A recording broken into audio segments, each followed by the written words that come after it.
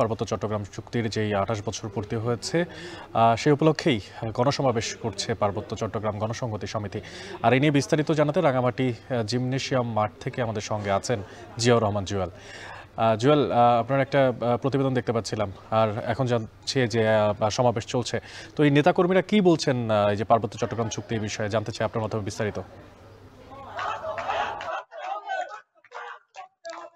অনেক যেটি হয়েছে যে প্রতি বছর নিয়ম করে মূলত এই ২ ডিসেম্বর যে শান্তি চুক্তি বর্ষপূর্তি দিবসটি আসলে জনসংহতি সমিতি এটি পালন করে থাকেন বেশ ৩টি জেলায়, রাঙ্গামাটি, খাগড়াছড়ি এবং বান্দরবান।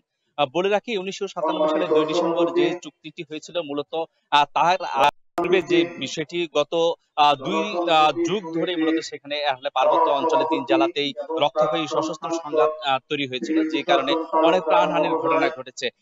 সেটি আসলে একেবারে পার্বত্য অঞ্চলে স্থায়ী যে শান্তি প্রক্রিয়া সেটি আসলে নিশ্চিত করার জন্যই এই চুক্তিটি সম্পাদন হয়েছিল আওয়ামী লীগ সরকার এবং পার্বত্য চট্টগ্রাম জনসমিতি সমিতির মধ্যকার এই চুক্তিটি।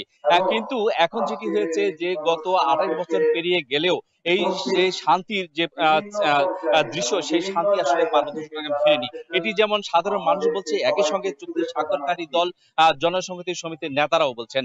আমি সকাল থেকে দেখেছি রাঙ্গামাটির যে জিমনেশিয়াম মাঠ প্রাঙ্গণে আজকে এই চুক্তির ২৮ বছর পূর্তি উপলক্ষে জনসংহতি সমিতি গণসমাবেশের আয়োজন করেছে। সেখানেও আসলে তারা নেতারা এই অভিযোগটি করছেন।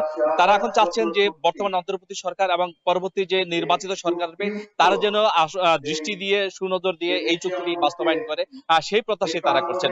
রাঙ্গামাটি থেকে এই ছিল আমার কাছে সবশেষ। অনেক